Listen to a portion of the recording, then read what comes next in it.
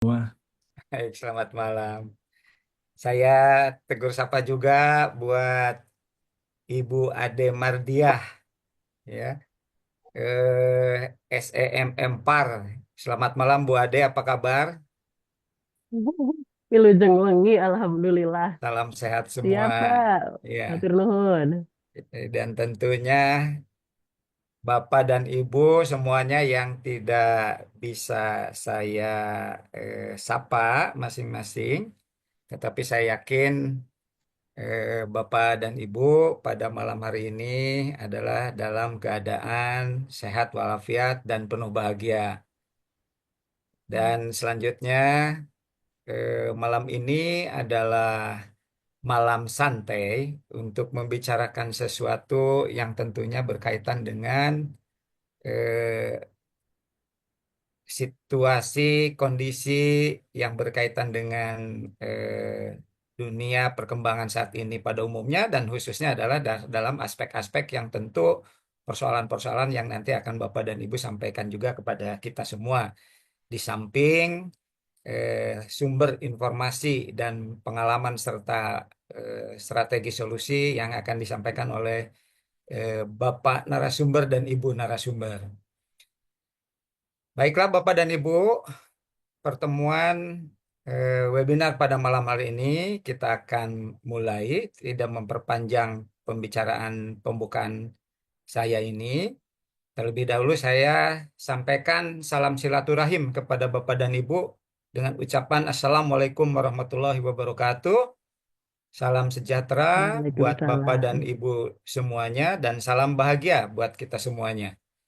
Selanjutnya yang kedua, saya haturkan banyak terima kasih kepada Bapak dan Ibu yang telah meluangkan waktu di dalam pertemuan ini dalam rangka kita bisa mengenal satu sama lain yang bisa dipastikan bahwa di dalam ruangan ini adalah terdiri daripada Bapak dan Ibu yang memang malang melintang eh, sebagai profesional di bidang masing-masingnya dan nanti akan berdiskusi yang berkaitan dengan eh, aspek eh, sesuai dengan topik kita, yaitu bagaimana kita merespon di era industri 5.0 ini, sehingga kita bisa mengantisipasi hal-hal yang akan dihadapi oleh kita, tentu nanti dari Bapak dan Ibu narasumber yang memberikan pencerahan kepada kita.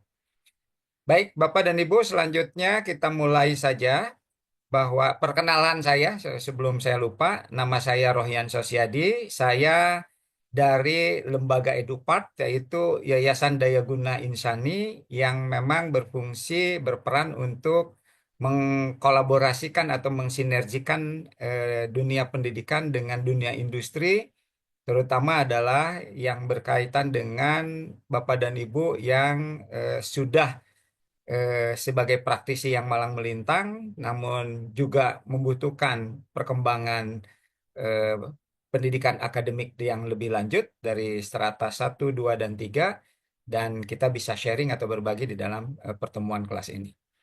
Dan di sini Bapak dan Ibu ada narasumber yang pada malam hari ini kita mendapatkan kesempatan pencerahan dari Bapak Dr. Kandidat Dr. Andes Arif Saifuddin sebagai Kepala Dinas Pariwisata Kota Madya Bandung ya Pak. Dan selanjutnya barangkali untuk perkenalan dan pengalaman Bapak bisa langsung saja sambil sharing dengan Bapak dan Ibu di dalam pertemuan malam hari ini. Untuk selanjutnya kami persilahkan Bapak dan Ibu untuk menyimak paparan dari Bapak Kadis, Bapak Dr. Kandidat Dr. Andes Arif Saifuddin, terutama yang berkaitan dengan fenomena yang dialami oleh Bapak sebagai praktisi maupun sebagai akademisi di dunia khususnya adalah pariwisata dan umumnya adalah di dalam organisasi, bisa disebut organisasi publik maupun di organisasi privat, barangkali bisa sharing dengan kita sehingga seperti apa seharusnya kita menghadapi tantangan ke depan ini. Barangkali itu Pak Arif, kami persilakan waktu dan kesempatannya Pak Arif. Bismillahirrahmanirrahim. Assalamualaikum warahmatullahi wabarakatuh. Waalaikumsalam warahmatullahi Selamat wabarakatuh. malam, salam sejahtera, Om Swastiastu, Namo Buddhaya, salam kebajikan, rahayu, salam sehat, sampurasun. Rampes. Hari ini, Alhamdulillah bisa bersilaturahim. Kemarin bertemu Pak Rohyan juga, Ibu Ade. Ini kita discuss saja ya. Jadi biar santai gitu kan. Kalau terlalu serius juga kayaknya sih nantinya menjadi sesuatu hal yang berat gitu. Padahal kan kalau berbicara pariwisata itu semuanya yang ringan-ringan dan yang lucu-lucu. Jadi artinya justru bagaimana kita bisa mengembangkan diri ketika kita ini berbicara pariwisata. Di sini kita sharing saja karena saya pun juga tentunya masih banyak hal-hal yang eh, perlukah saya dalami dan lain sebagainya. Jadi kita sharing saja di sini. Malam ini topiknya pentingnya pendidikan tinggi dalam menghadapi perkembangan industri era 5.0. Betul bahwa pendidikan tinggi sangat penting. Tadi saya juga mendengar di awal apa namanya pengalaman-pengalaman di sini ternyata juga ada yang sudah menyelesaikan S2 gitu. Jadi sebetulnya kalau kita melanjutkan pendidikan itu nggak ada yang berat, nggak ada yang apa nama apalagi mengapa saya dulu S1-nya Doktor Andes Sarjana Hukum, tiba-tiba saya S2-nya ngambil Magister Pariwisata dan sekarang melanjutkan tentunya S3 ini konsentrasinya pariwisata. Karena pariwisata ini sangat sangat menarik gitu kan, sangat menarik dan saya pikir ketika kuliah juga semuanya karena menarik kita seolah bahwa sekolah itu berwisata gitu. Jadi artinya kalau dikatakan kuliah ini serius tapi santai gitu atau santai tapi serius, tapi betul-betul bahwa dari situ kita bisa mengembangkan berbagai hal. Nah, di sini tentunya saya ingin menyampaikan bahwa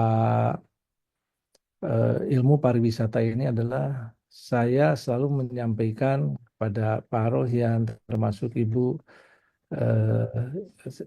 juga siapa tuh Ibu jadi lupa Mardiah, Ade, Ibu Mardiah. Bu Ade Mardia. Ade Pak, Ade. Ya, Siap. Bu Ade Mardiah gitu kan. Bahwa ilmu pariwisata adalah ilmu yang mandiri. Saya tidak setuju bahwa ilmu pariwisata dikatakan adalah bagian dari ilmu lain. Kan gitu.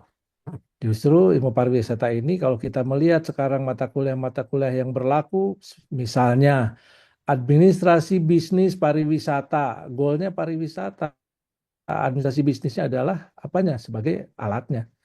Lalu juga kita berbicara apa namanya komunikasi pariwisata.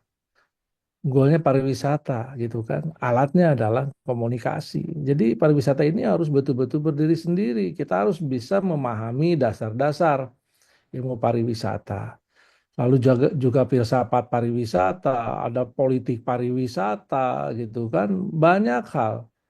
Ini sangat penting sekali. Kenapa sangat penting? Saya ketika sudah menyelesaikan magister pariwisata kemarin itu saya dengan praktisi saya di dinas, ternyata saya masih perlu mengembangkan diri kembali gitu kan.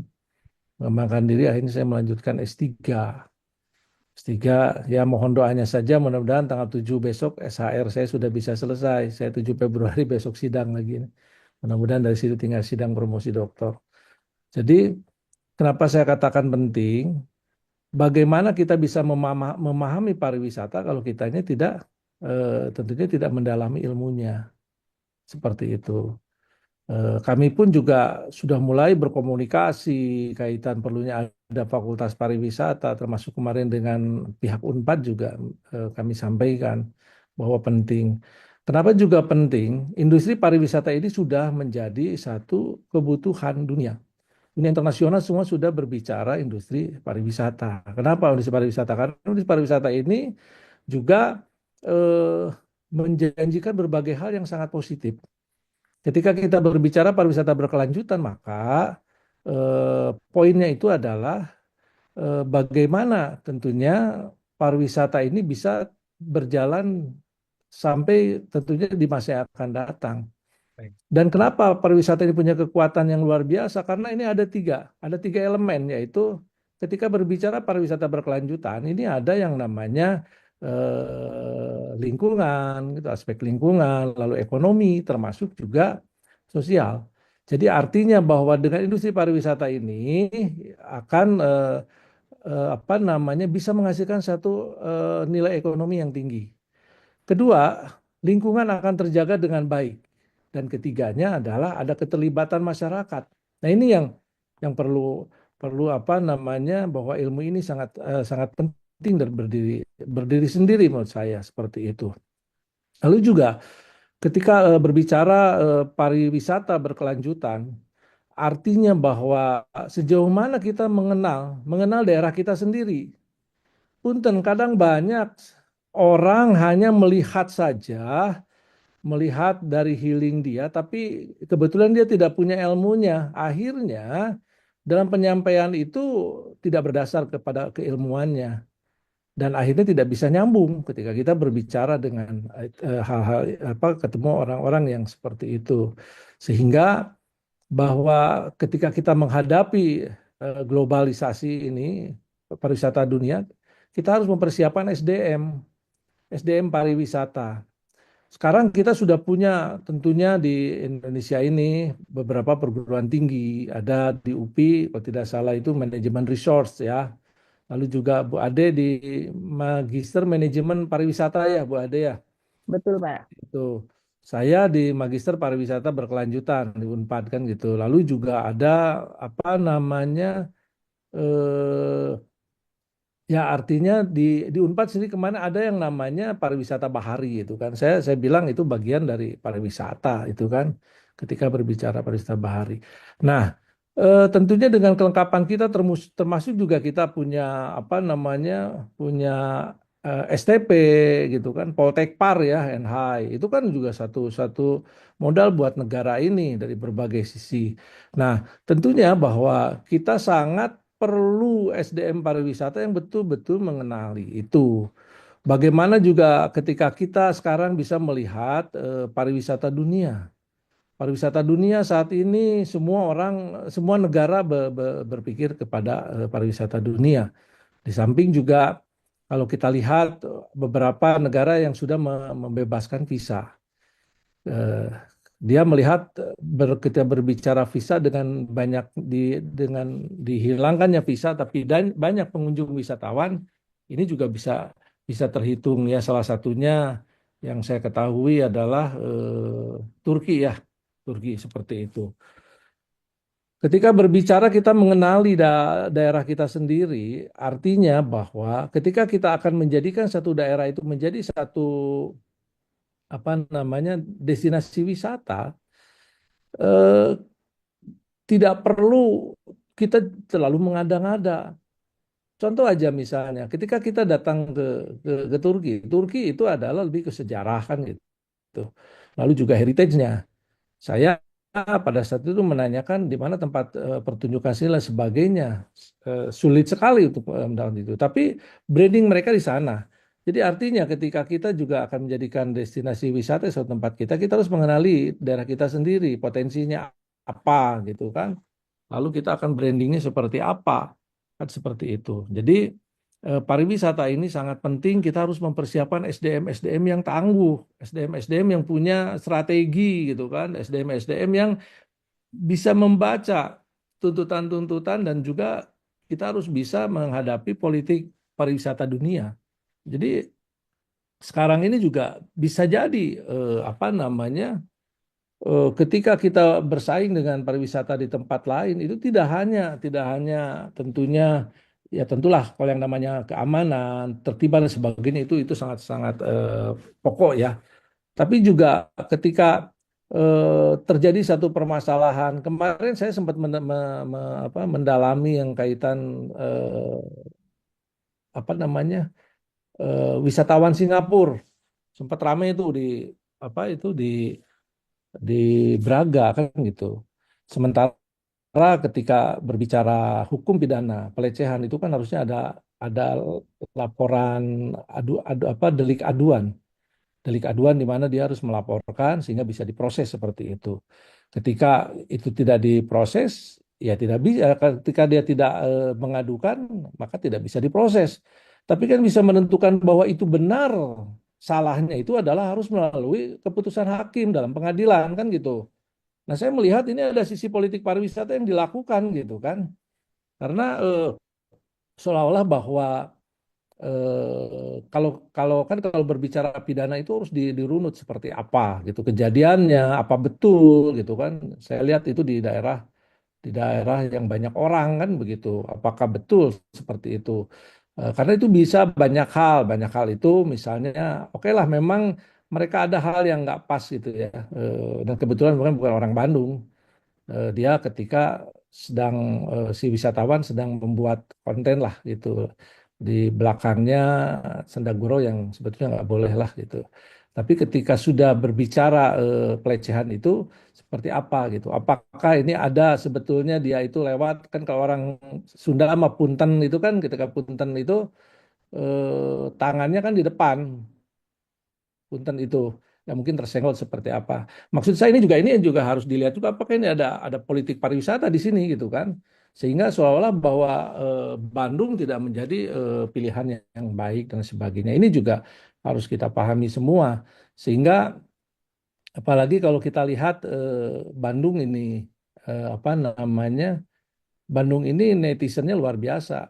Kebanyakan itu sebetulnya yang apa tuh eh, orang-orang Bandung yang tinggal di luar yang dia begitu datang ke Bandung kok jadi beda gitu dulu ada tempat dia Mejeng sekarang udah nggak ada dan sebagainya seperti itu jadi maksudnya adalah ilmu-ilmu pariwisata itu harus kita kita dalami semua kita sebagai insan pariwisata kita juga tidak bisa hanya melihat dari satu sisi ini saja apa namanya kulitnya saja tapi bagaimana mendalami dasar-dasar pariwisata itu seperti apa gitu kan.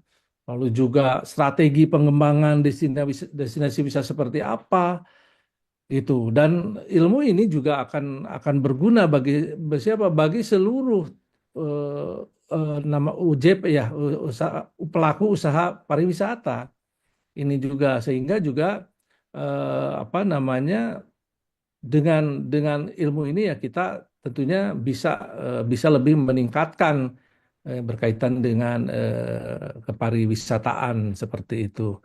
Jadi dalam pertemuan ini saya mengajak karena juga dinas pun juga agak berat gitu ya kalau hanya melakukan sendirian saja. Kenapa? Karena apalagi mengurus untuk kota besar Bandung seperti ini juga banyak hal yang memang harus kita kita siapkan. Lalu juga ketika berbicara insan pariwisata kan banyak sekali, termasuk juga salah satunya himpunan pramuwisata gitu kan. Himpunan pramuwisata ini juga sebagai ujung tombak bagaimana mereka untuk menyampaikan pesan-pesan pariwisata di satu daerah. Makanya juga salah satunya kami mengadakan juga pembinaan-pembinaan, tentunya pelatihan kepada para HPI, HPI yang ada. Hanya namun juga kalau saat ini Dinas Pendidikan Pariwisata Kota Bandung juga memang belum bisa untuk memenuhi semuanya. Terus terang saja, sektor pariwisata di Kota Bandung itu kurang lebih eh, hampir 48% itu PAD-nya di sektor pariwisata. Saya terakhir mendapat informasi itu PAD kita itu di tahun 2024 sebesar 917 miliar. Tapi terus terang saja anggaran kami hanya 15 miliar, tidak 10%-nya dan bahkan mungkin tidak 5%-nya. Seperti itu. Tapi semua targetan tercapai dan sebagainya. Hanya juga yang harus kita sikapi adalah bagaimana kita menghadapi tentunya pariwisata internasional. Ini yang harus kita kita apa menjadi perhatian kita. Sehingga saya pikir perlulah pendidikan tinggi itu untuk apa? Untuk bagaimana kita bisa lebih jauh mengenali apalagi kepariwisataan ini saya sedang berjuang terus bagaimana agar ada fakultas ilmu pariwisata gitu kan ini ini harus berdiri sendiri. Saya bilang nggak bisa pariwisata itu ditempelkan di ilmu-ilmu lain, tapi pariwisata ini harus berdiri sendiri seperti itu, sehingga bisa menjawab semua tantangan dan tentunya juga apa namanya para insan pariwisata juga bisa mendapatkan eh, ilmu pariwisata secara utuh gitu. Pak Rohyan, saya harus berapa lama ini menyampaikan, Pak? Bapak ada sekitar 7 menit lagi, Pak. Menit lagi. Oke. Saya senang tadi melihat, wah sudah ada yang lulus ya, Magister Pariwisata ya, S2, S2 ya, Ada S2. 100 orang, Pak. Wah iya, ini kan jangan jangan ini dijadikan sekolah ini menjadi beban, enggak lah. Sekolah ini apalagi apalagi kita berbicara sekolah pariwisata, ini healing. Saya senang banget, makanya saya nggak kapok sekolah. Saya baru selesai saja S2, saya udah lanjut S3. Saya nggak istirahat dulu itu kan, begitu lulus apa namanya bulan Agustus waktu itu saya lulus, Agustus, Oktober, November saya udah ikut lagi S3 kan seperti itu. Karena apa? Karena mengasihkan loh ilmu pariwisata itu. Teman-teman saya melanjutkan S2-nya karena sarjana hukum, dia lanjutnya magister hukum. Saya dibilang kenapa nggak mau lanjut? Ah, nggak, saya bilang "Ah, kalau saya lanjut sarjana apa sarjana hukum magister hukum tuh ayo aja urusannya itu kasus dan kasus. Saya bilang saya nggak mau urusan kasus gitu kan. Tapi kalau ketika pariwisata itu, waduh, itu yang dipikirnya yang seneng-seneng bagaimana kita membuat orang lain seneng juga gitu kan. Selain kita senang juga bagaimana kita membuat orang lain senang, ini yang asiknya kan gitu. Tapi kalau misalnya ilmu lain, apalagi yang saya pernah di sarjana hukum itu S2-nya ayo kasus aja pemerkosaan, pembunuhan dan sebagainya. Kemudian saya kan ambilnya hukumnya pidana dulu. Nah, ini sebetulnya yang harus kita tentunya harus kita syukuri bagi para insan pariwisata, ini hal yang asik ini. Dunia sekarang sedang merambah ke industri pariwisata sehingga saya pikir harus mempersiapkan. Nah, bagi Bapak dan Ibu tentunya semangat Pak, Bapak dan Ibu. Kalau memang misalnya belum lanjutkan S2, lanjut S2, S3 lanjut S3. Saya juga sekarang kuliah di S3 ini umur saya 56 tahun kok gitu kan. Tapi saya nggak berpikir bahwa aduh ngapain ya 4 tahun lagi saya pensiun misalnya di dinas itu kan pensiun di 60 tahun. Tapi saya merasakan satu hal yang menyenangkan ketika saya sekolah ngambil pariwisata ini karena juga banyak hal dan pariwisata ini betul-betul ternyata bisa mendorong mendorong apa namanya ekonomi masyarakat. Karena satu satu daerah itu bisa dikatakan daerah atau negara sekalipun itu bisa dikatakan negara itu baik ketika apa? Ketika negaranya kaya, masyarakatnya juga kaya. Tapi kalau negaranya kaya atau pemerintahnya kaya, masyarakatnya miskin, maka itu nggak ideal banget. Kenapa? Karena semua tentunya pendapatan daerah itu akan lebih condong ke bagaimana mengangkat kemiskinan menjadi masyarakat yang sejahtera ini. Tapi kalau misalnya pemerintahnya udah kaya, masyarakatnya kaya, nah ini yang keren, ini sangat ideal. Kenapa ideal? Karena nanti dia bisa mengembangkan hal lain. Apalagi dengan misalnya bahwa masyarakatnya mempunyai pendidikan yang cukup bagus, sehingga juga ini akan sangat membantu. Sekali lagi bahwa pariwisata ini sangat penting buat Bapak dan Ibu, itu bahwa pariwisata ini yang bisa memberikan, industri pariwisata memberikan kesejahteraan dan sebagainya, seperti itu. Maaf sebentar nih. Eh, Seperti itu sehingga saya pikir ini udah menjadi perhatian kita semua. Saya doakan juga Bapak Ibu para apa namanya insan pariwisata terus jangan takut, semangat untuk melanjutkan pendidikan. Tidak perlu takut usia udah berapapun. Saya ingat itu waktu saya disuruh kuliah sama Prof. Hen Darmawan, itu waktu itu Warek di Unpad. Ayo dong sekolah lagi. Saya bilang buat apa Prof sekolah, orang saya nggak ada pengaruh buat di tempat kerja saya bilang seperti itu. Lalu kata Prof, loh jangan jangan seperti itu berpikirnya, katanya bahwa menuntut ilmu itu kan wajib dan kedua juga pasti banyak manfaatnya. Ketika saya akhirnya terjun ya selesai. Jadi jangan takut, waduh, seolah wah begitu udah selesai sekolah, waduh asik nih, tenang hati. Nggak begitu, seolah kan jadi sekolah itu beban. Jangan ketika kita sekolah itu menjadi beban, justru kita nikmati. Kita nikmati, kita betul-betul senang terhadap, kan kalau kita menyenangi sesuatu kan pasti dalam hati kita itu betul-betul ingin ingin apa ingin memilikinya kan seperti itu. Nah, jadi eh, dengan hal tersebut ya bagaimana kita bisa apa namanya dengan rasa yang senang gitu kan tanpa beban karena hidup ini kan per episode Hmm. episode per episode dulu episode kita Hmm. SD, SMP, SMA, kuliah, S1, S2, S3 semua per episode. Kita nikmati lah. Mudah-mudahan Bapak dan Ibu nanti yang melanjutkan ke pendidikan lebih tinggi insya Allah nggak berat kok Bu semua Pak nggak nikmati dan insya Allah bisa bisa diraih oleh Bapak dan Ibu. Pak Rohyan kelihatannya itu saja biar Baik, nanti baik. berkembang dengan diskusi aja yang kita buka nanti. Terima kasih. Assalamualaikum warahmatullahi wabarakatuh. Waalaikumsalam warahmatullahi wabarakatuh. Terima kasih, Pak Dr. Arif.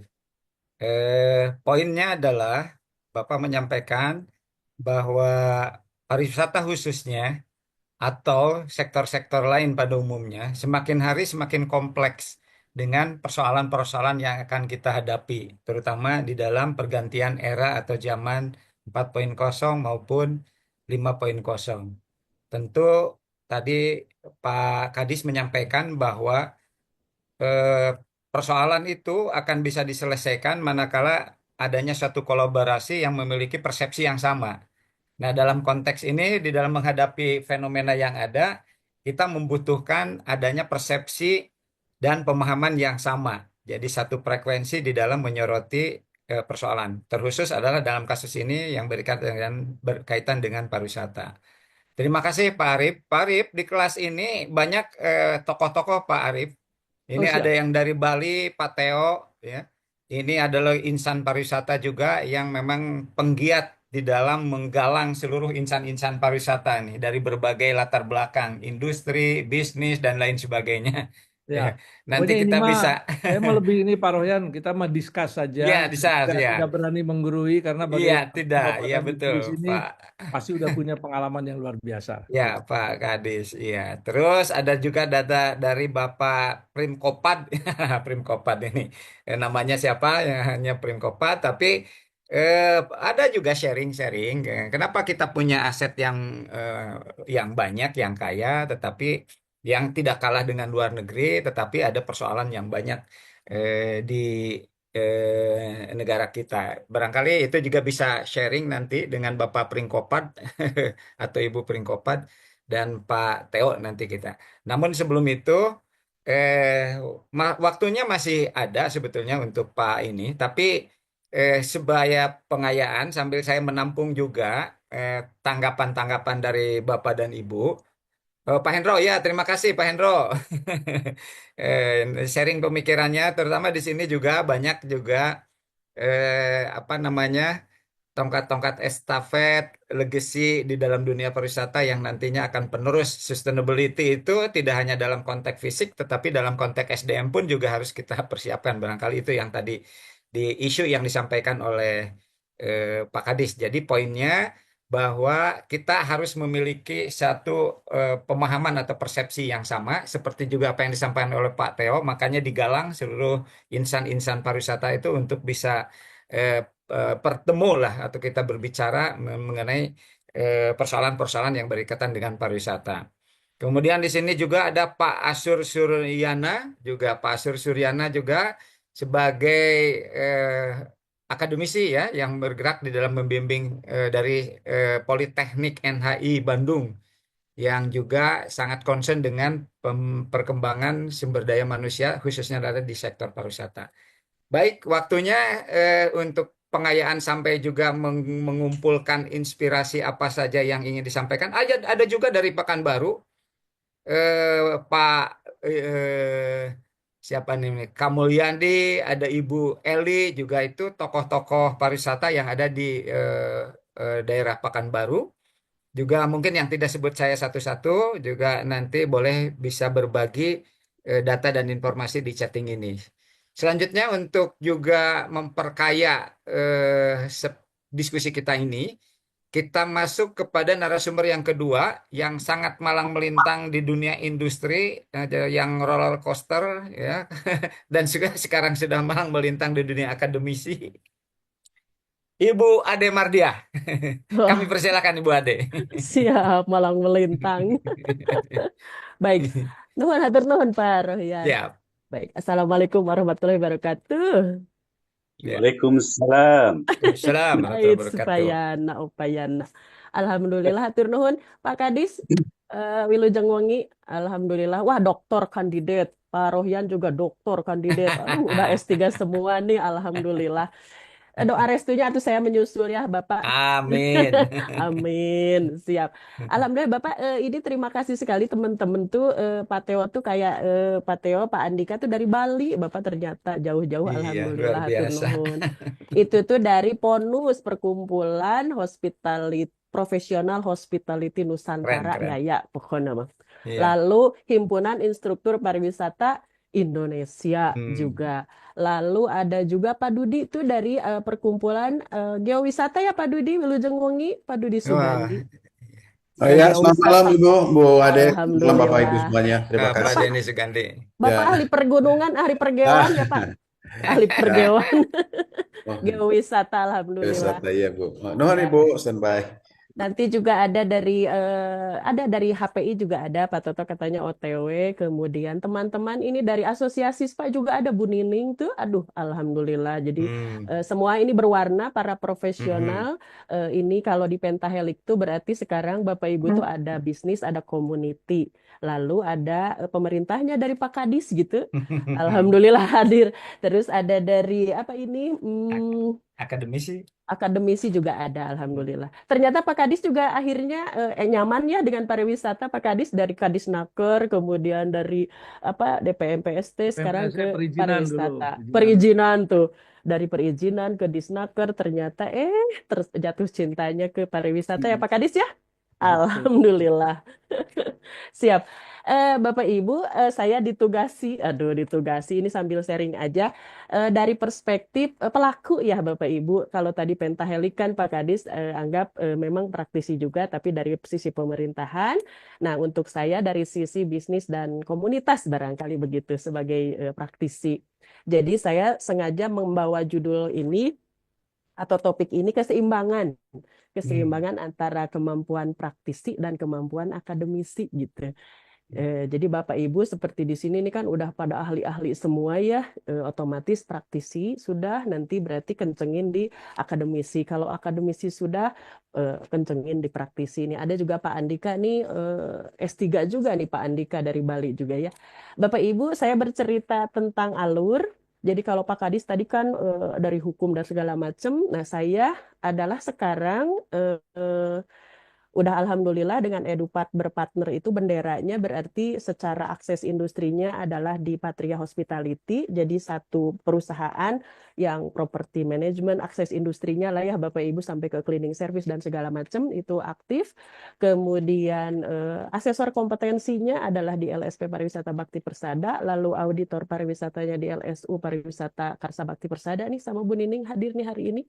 Lalu di Edupat, nah ini sama Pak Rohyan, Edupat itu kan tadi bridging ya, jembatan antara akademi dan praktisi, jadi sebagai koordinator pengelola prodi-prodi atau kelas-kelas RPL. Dan alhamdulillah ini dijerumuskan oleh Edupat nih waktu dulu pada kuliah-kuliah ya Pak, double degree S1 S2 Iya. sekaligus, alhamdulillah. Kemudian alhamdulillahnya setelah S2 akhirnya dapat berjodoh, dapat nomor induk dosen nasional. Jadi tadi asesor kompetensi, auditor, dosen, NIDN-nya ada di STA Bagasasi dan sekarang sedang proses berpindah karena satu dan lain hal. Lalu juga instruktur swasta Bapak Ibu, kemudian karirnya. Nah, saya mengalami secara praktisi itu adalah dari mulai 20 tahun, saya lulusan D1 Perhotelan LPP Arianti Bapak Ibu. Jadi kan lulusan D1 nih ceritanya ya, umur 20, 4 tahun di level rank and file, kemudian langsung isi jam terbang, 10 tahun di level Dep Head Manager, lalu 12 tahun di level GM Hotel. Jadi isi jam terbang saya bilangnya. Nah, di tengah-tengah pada saat jadi GM 12 tahun itu, umur 40, saya sudah mulai bebekalan profesi Bapak Ibu. Jadi antaranya ya tadi itu udah lima bendera itu adalah saya jalani gitu. Karena konsepnya adalah berkarir Bapak Ibu. Nah, saya sampaikan di sini adalah supaya Bapak Ibu memahami tentang keseimbangan, tujuannya supaya Bapak Ibu juga ini orang ahli-ahli banget ya, menilai bahwa Bapak Ibu ini itu berharga banget gitu sebagai praktisi profesional, lalu muncullah minat atau motivasi untuk menambah manfaat diri, baik itu apapun jalannya. Tadi Pak Kadis juga sampaikan, seru kok berkuliah itu atau berakademisi itu juga gitu ya. Nah, saya prinsipnya adalah berkarir tidak hanya sekedar bekerja, Bapak Ibu. Jadi kalau karir itu kan bekerja yang ada planningnya, ada goals-nya gitu. Saya biasanya suka udah ngitung, saya udah capek jadi harus absen aja gitu ya, ngejar GOP terus gitu, megang hotel 12 tahun aja cukup gitu. Tapi terserah Bapak Ibu punya prinsip masing-masing, hanya saya ingatkan bahwa diri kita itu punya potensi yang lain supaya lebih berwarna, dan kitanya kalau kebetulan karakter saya adalah orangnya yang senang mengelola sesuatu baru gitu ya. Jenuh itu adalah alarm Bapak Ibu. Rasa jenuh itu kalau untuk saya adalah alarm untuk bergerak lagi gitu. Dan dalam berkarir itu yang saya ingat adalah ada passionnya gitu. Jadi seru aja. Tadi Pak Kadis bilang seru kok gitu. Berarti di dalamnya adalah ada cinta, ada rasa cinta, dan ada semangat nih, antusias gitu. Nah itu. Kemudian saya sampaikan dahulu tentang praktisi dan akademisi. Jadi saya juga kan, oh kalau praktisi itu memang langsung tentang dunia konkret, pemecahan masalahnya yang nyata dan hasilnya itu ada konkret. Jadi tidak ada salahnya jadi praktisi juga Bapak Ibu. Jadi emang kenceng dengan problem solving. Kalau di asesor itu kan CMS ya Bapak Ibu, contingency management skill dan task management skill. Itu kenceng banget 5 dimensi kompetensi itu di praktisi.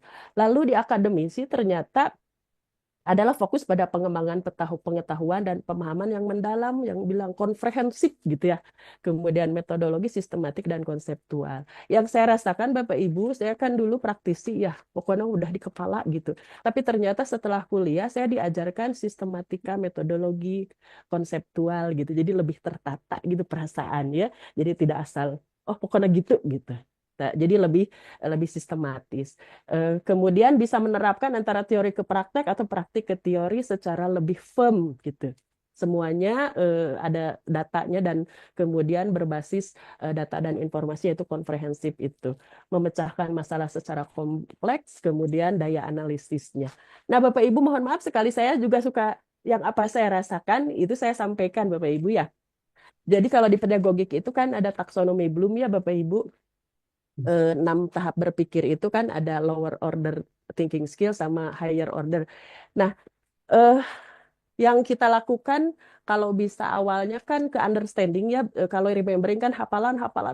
Kita suka ingat kalau anak kita tuh suka ada nguji tuh anak SMK kok kayak hafalan gini gitu ya. Jadi paling tidak minimum adalah ke understanding atau literasi ya, kemampuan literasi bahwa dia memahami satu narasi, satu informasi secara logika gitu. Kemudian lebih jauhnya lagi adalah bisa melaksanakan, bisa apply. Nah, sampai ke aplikasi itu, applying itu awalnya ke sana. Kalau disetarakan itu adalah ke pelaksana gitu. Nah, lebih tingginya lagi kemampuan kita tuh otomatis harus lebih tinggi lagi ke thinkingnya, ke analyzingnya. Itu kemampuan menganalisis tuh lumayan Bapak Ibu. Yang saya rasakan itu dari skripsi ada bab 1 itu kan identifikasi masalah dan rumusan masalah. Lalu yang bab 2 kan teorinya ya, grand theory, middle theory, applied theory. Jadi berarti kadang kalau yang saya rasakan orang yang bisa menentukan itu satu masalah atau kesenjangan tuh berarti dia udah paham standarnya gitu. Canggih banget gitu.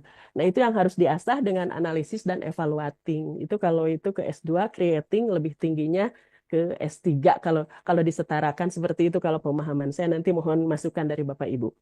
Untuk mencapai keseimbangan Bapak Ibu, yaitu tadi pendidikan formal. Saya ingat waktu di pekerjaan saya kan apalah artinya saya lulusan D1 gitu ya Pak, Bu.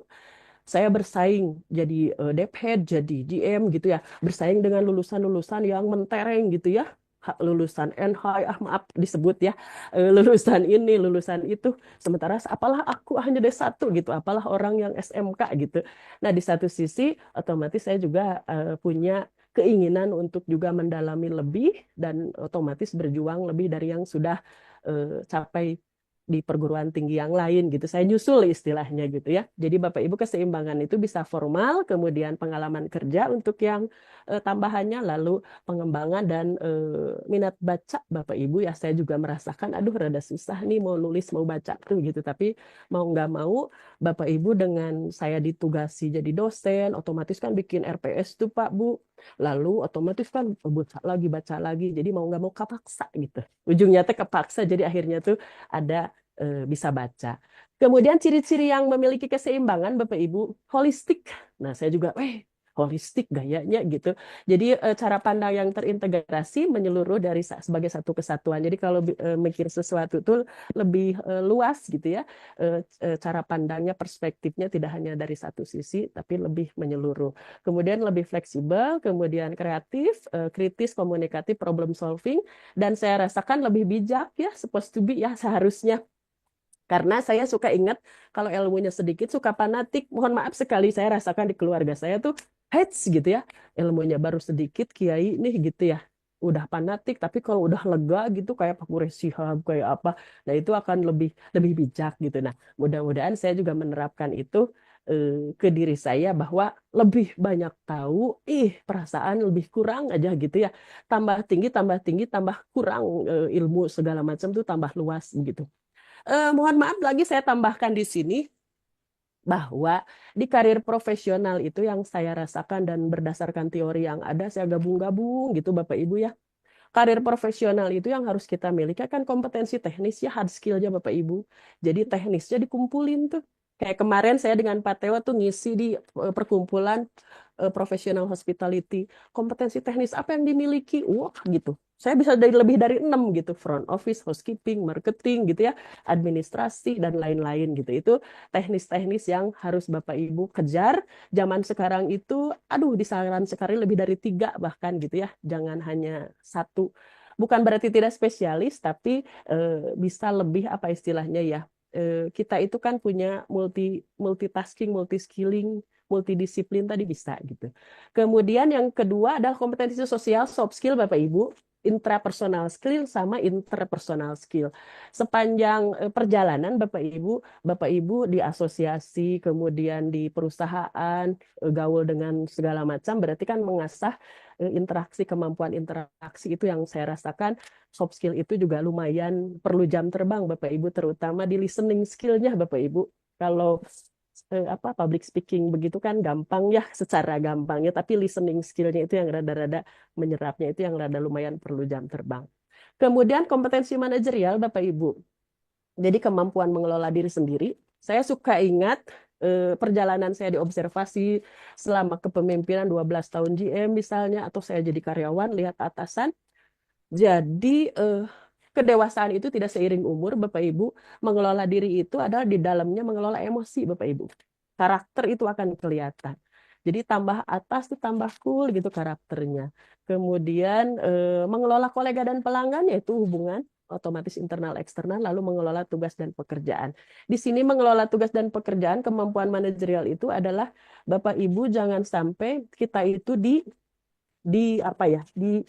dikungkung atau dibelenggu oleh pekerjaan terus, padahal waktu itu kan 24 jam dibagi 3, 8, 8, 8 tidur, 8 kerja, 8-nya sosialisasi, ngaji gitu ya, berilmu gitu kali 7 hari. Nah itu kalau bilang nggak ada waktu ya sebetulnya gimana kita mau mengelola gitu ya. Kemudian, nah saya juga tambahkan kompetensi konseptual dan strategi. Jadi ada 4 kompetensi ini. Dan untuk kompetensi konseptual dan strategik ini memang di dunia praktisi ini sudah diasah nih segala macam. Tapi secara akademisi akan diasah lagi secara komprehensif, metodologis dan sistematisnya gitu. Jadi saya sengaja warnain ungu ini bahwa konseptual dan strategik ini akan diperdalam di dunia akademik begitu. Saya tambahkan lagi, mohon maaf sekali ini sambil sharing. Pilar kepariwisataan Bapak Ibu kan kita suka ingatnya 4 lah plus 1 karena ada SDM ya. Satu industri pariwisata tuh ingat kita ada 13 sektor, turunannya lebih dari 52 subsektor. Saya ingat bahwa teman-teman kita GM Hotel itu kan usaha akomodasi Bapak Ibu ya.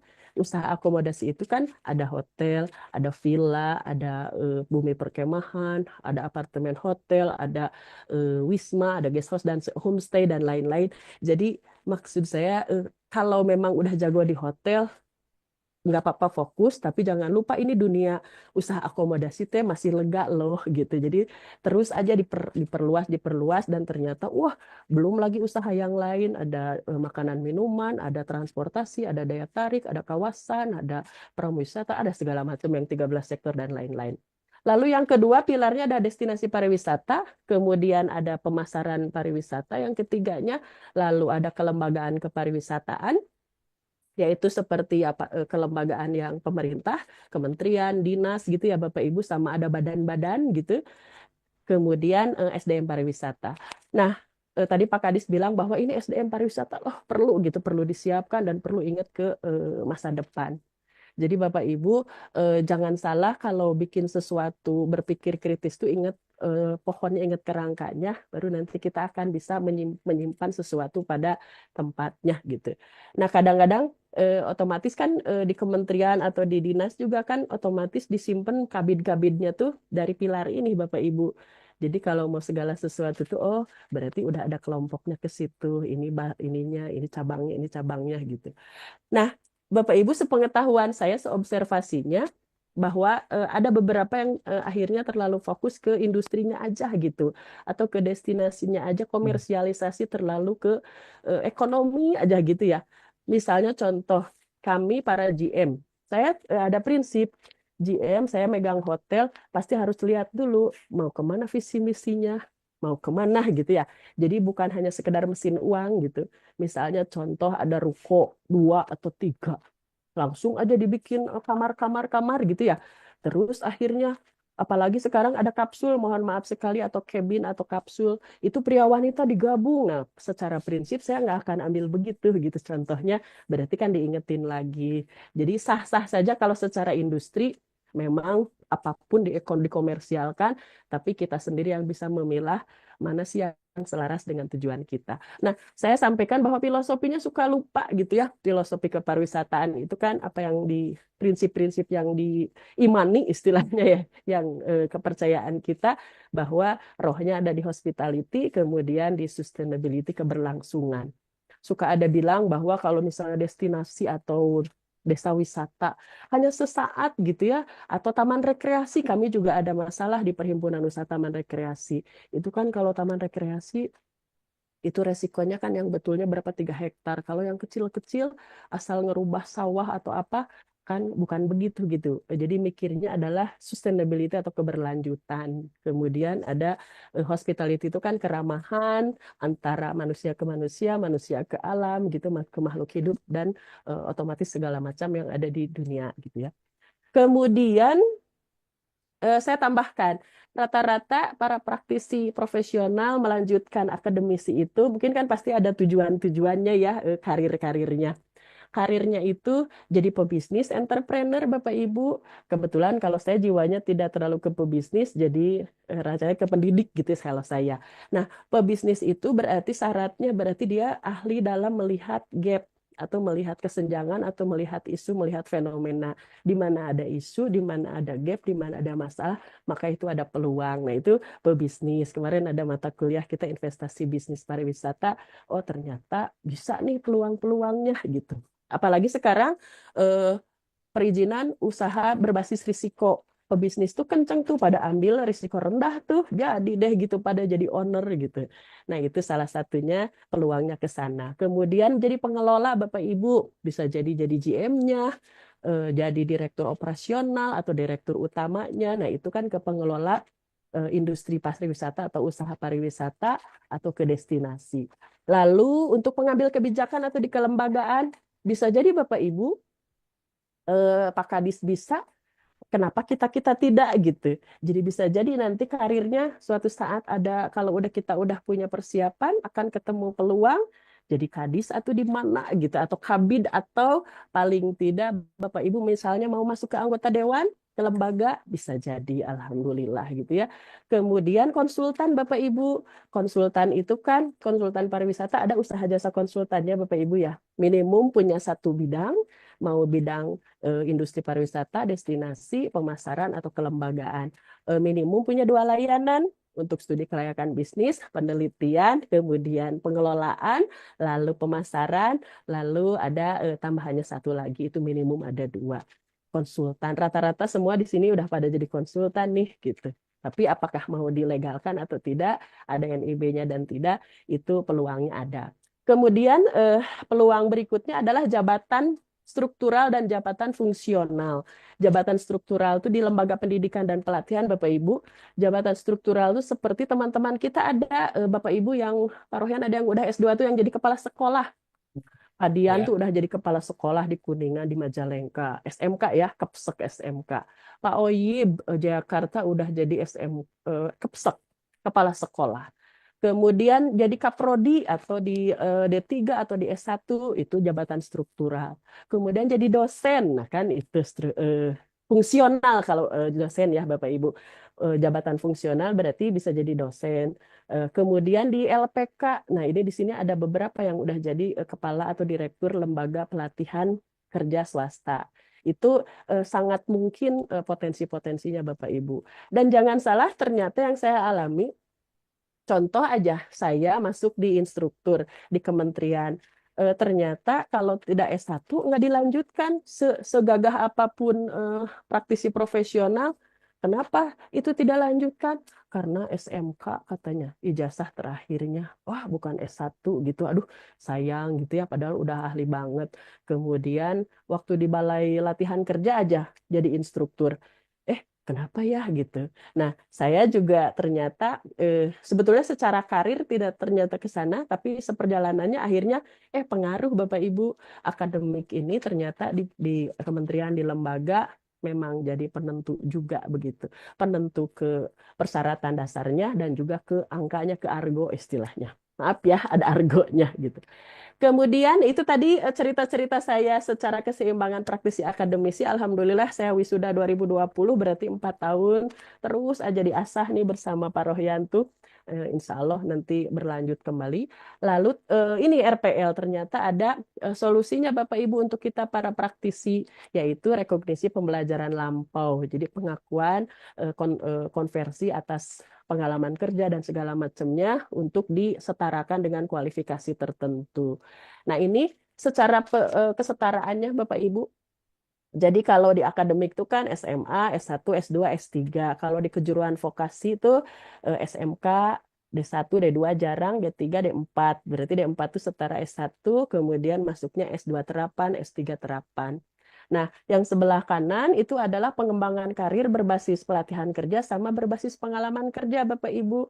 Jadi kalau kita udah pengalaman DepHead misalnya 5 tahun, berarti bisa jadi, oh di itu udah ada analis, tuh udah ahli, berarti di level 6 atau 5, kemudian nanti dikonversi ke S1. Nah, pengaruh konversinya itu kan bukan ujug-ujug. Kami juga pernah pada saat pemenparnya Pak Wisnu ya Pak Rohyan Iya, pernah betul. disertifikasi yang level 8 di para GM level 8 ya gitu berarti kan setara S2 tapi ternyata secara Kemendikbudnya Kemendiktinya tidak langsung begitu saja bahwa dapat S2 jadi tetap harus menjalani lagi proses akademik tapi ternyata alhamdulillah Bapak Ibu kalau untuk RPL ini kan fleksibel, kemudian mengurangi beban studi. Biasanya kalau S1 144 SKS, RPL ini bisa jadi 80 misalnya gitu. Biasanya 8 semester, ini bisa jadi 4 semester, kemudian S2-nya juga begitu. Nanti secara detailnya akan disampaikan oleh Pak Rohyan bahwa pengalaman kita jam terbang selama berapa tahun, baik itu pengalaman kerja maupun pengalaman usaha ataupun yang jadi owner di sini juga tadinya ada yang owner hotel mau datang tuh Bu Eka katanya juga seneng gitu ya. Itu juga bisa diportofoliokan karena ownernya juga mengelola. Nanti bisa jadi portofolio, kemudian nanti masuk dikonversi ke RPL-nya begitu. Seperti itu, Bapak Ibu, mohon maaf ini sharing-sharing bercerita pengalaman. Selanjutnya detail-detailnya ada di Pak Rohyan. Saya kembalikan ke Pak Rohyan. Wassalamualaikum warahmatullahi wabarakatuh. Waalaikumsalam warahmatullahi wabarakatuh. Sesuai dengan jadwal, Bu Ade. Cap. Pasnya, 8.40. pas Pas, bangetnya. iya siap. Siap. Jadi ini sharing saja karena di sini juga banyak pakar-pakar ya, Bu Ade, Pak Kadis. Tapi intinya dari Pak Kadis bahwa persoalan pariwisata itu lebih spesifik itu sangat kompleks gitu. Tidak bisa dibahas, diselesaikan secara sektoral. Jadi harus ada kolaborasi, expertise, dan integrasi lah gitu ya. Seperti itu. Nah, menurut Pak Kadis, penting adanya satu pendidikan formal yang menjadikan dasar fundamental menyamakan persepsi di mana berpijak kita berjalan. Kemudian dari Bu Ade bahwa dunia praktisi itu akan lebih kaya manakala dilengkapi dengan dua dunia akademisi, ya. Nah, oleh karena itu, eh, Pak Theo, jadi ini sekalian aja nih Pak Theo. Pak Theo mengumpulkan Pak Kadis, insan-insan pariwisata dari latar belakang itu yang dalam satu wadah ponus ya.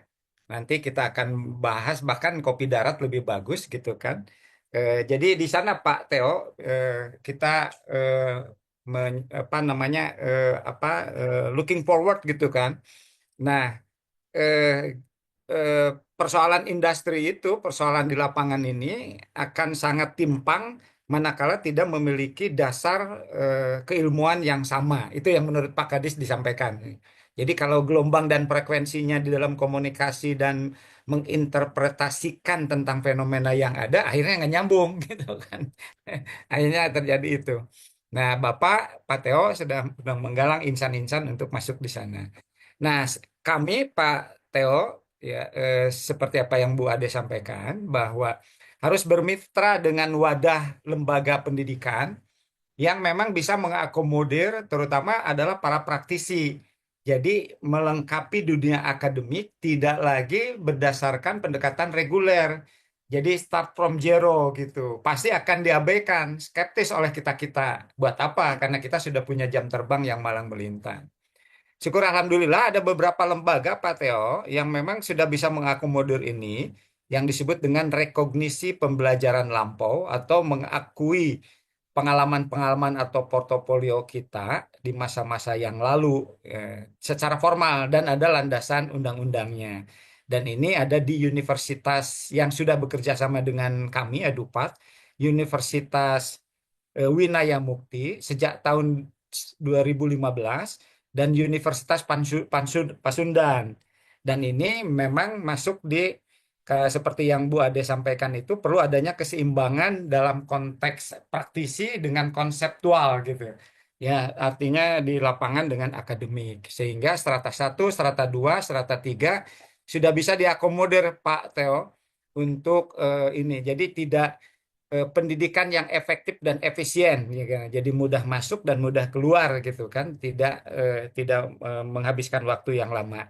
Ada beberapa rektor yang sudah memahami tentang persoalan ini, terutama kita mulai dari sektor pariwisata, bahkan ada lagi di dalam bidang hukum ya Pak Arief, masyarakat juga sudah menanti itu, tetapi kalau start from zero mereka akan agak ragu gitu kan, agak terlampau ini ngabisin waktu gitu kan. Nah, disinilah kami dari Edupat mencoba mengakomodir menjembatani antara tadi peserta masyarakat dengan lembaga pendidikan agar bisa terpenuhi aspek-aspek efektif, efisien dan tepat sasaran. Itu Pak Theo. Barangkali itu ya dari Bu Ade itu sebagai satu portofolio bahwa praktisi dengan akademisi perlu terutama di dalam merespon persoalan-persoalan pariwisata yang begitu kompleks kata Pak Kadis tidak bisa lagi dilakukan dengan pendekatan praktis atau vokasi tetapi harus juga dilakukan dengan konseptual atau akademik. Itulah Bapak dan Ibu paparan kami ini pada malam hari ini. Selanjutnya kami persilahkan kepada Bapak dan Ibu kalau ingin berbagi. eh, Iya, baik siap Pak Theo. Tapi eh, kalau boleh Pak Theo minta pengalaman ininya Pak Theo yang berkaitan dengan sumber daya manusia di Ponus ini yang tadi mungkin latar belakangnya adalah sangat variatif, kemudian menghadapi persoalan-persoalan di lapangan seperti apa menurut pandangan Pak Theo. Terima kasih Pak Theo, barangkali bisa sharing. Kemudian juga ada Pak Hendro, kemudian Pak Andika dan Bu Nining, barangkali bisa sharing. Kami persilakan Pak. Silakan Pak Theo. Selamat malam, Pak. Malam Pak Theo. Ya, saya dari Bali nih, salam dari Bali. Siap. Jadi saya udah memutuskan untuk pensiun ya udah umur. Jadi sekarang mengelola ada satu hotel, kemudian juga restoran, dan rencana kita mau buka lagi satu di tempat yang tertarik dengan properti kita. Nah, kalau untuk dari sumber daya manusia sih Pak, jadi challenge kita itu memang yang digembor-gemborkan atau informasi yang lagi beredar nih, yang Gen Z ini, Hmm. itu memang itu memang benar adanya itu Pak. Jadi kita proses rekrutmen untuk pembukaan outlet baru, yang memang generasi Z ini memang agak sedikit rentan ya, fragile sekali. Jadi mereka bukan orang yang tipe bertempur pada zaman-zaman kita gitu. Jadi memang perlu pendekatan, kemudian perlu ekstra effort untuk baik itu mendidik dan melatih mereka. Dan jalannya secara umum sih seperti itu. Jadi memang sekarang tidak sumber daya manusia yang ada di market, di pasaran itu karena terlalu banyak ya, akan gampang sekali kita mencari pengganti kan begitu. Cuman kan teori kita diajarin dulu kan lebih baik kita mengembangkan orang, develop the people. Cuman ya memang generasi Z agak, ya seperti saya bilang, rentan, kemudian beda lah ini. Jadi saya agak susah juga nih menjelaskan nih. Ya, kira-kira seperti itu Pak Rohan. Baik Pak Theo. Jadi Ya, terima kasih. kondisi kenyataan empiris gimana pun juga itu adanya generasi yang datang itu. Nah, jadi dalam konteks akademik ini menjadikan challenge buat kita gitu. Bagaimana kita bisa komunikasi. Nah, ini akan kita bahas di dalam dunia akademis ya kan, Pak Theo. Itu sebabnya kalau Pak Kadis menyampaikan bahwa harus ada fakultas pariwisata katanya. Begitu Pak Theo. Jadi untuk menyelesaikan seluruh aspek yang SDM pariwisata ya yang dari masing-masing generasi ini harus ada fakultas pariwisata. Nah, dalam konteks fakultas pariwisata inilah kita perlu menggalang eh, SDM atau teman-teman yang memang tadi dunia praktisi dan dunia akademisinya nyambung ya. Yang sementara ini walaupun memang memiliki eh, gelar atau kapasitas itu, tetapi kenyataannya kebijakan atau policy yang diberikan dalam dunia pariwisata masih berat sebelah ya, Pak. Masih dari sektor ekonomi ya, Pak Kadis ya. Bagaimana menurut Pak Kadis nih? Seperti pengalaman Pak Kadis eh, dari perspektif pemerintah atau birokrasi, Pak Kadis. Jadi kan begini, selama ini selalu pariwisata itu kan dikawinkannya benar itu dengan ekonomi ya. Ekonomi selalu pendapatan dan pendapatan. Ketika kita sekarang beranjak kepada pariwisata berkelanjutan, itu kita udah nggak bisa hanya ekonomi, tapi juga lingkungan, termasuk juga sosial, artinya keberpihakan masyarakat. Lalu juga betul tadi yang katakan Bu Ade bahwa sekarang ini perlu penyeimbangan antara praktisi dengan akademisi. Kenapa? Karena praktisi sendiri juga tidak akan tajam kalau tidak dilakukan tentunya penelitian secara ilmiah gitu kan. Hanya kadang juga sekarang kalau hanya akademisi, dia itu mencari isu itu susah. Berbeda kan gini, ketika saya menjadi kepala dinas pariwisata, saya dengan pengalaman praktisi saya selama ini saya pernah jadi camat, pernah jadi kepala bagian hukum, kepala dinas saya 3 kali kan gitu. Nah, ketika berbicara praktis itu kita langsung melihat, lalu mengambil kesimpulan, oh ini di sini masalahnya ini harus kita lakukan bla bla bla bla kan gitu. Nah, itu tidak dilakukan, ada penelitian kan seperti itu.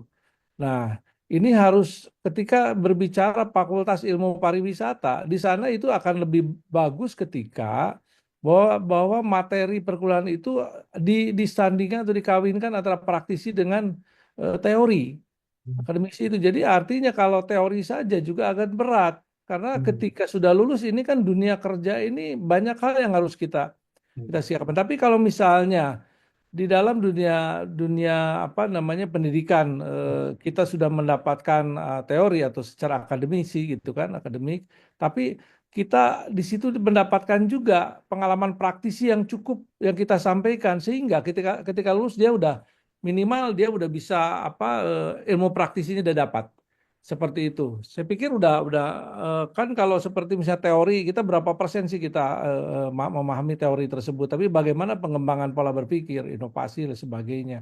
Seperti itu. Kebetulan juga saya ini bisa dikatakan lulusan pertama yang melanjutkan di Doktor Ilmu Lingkungan.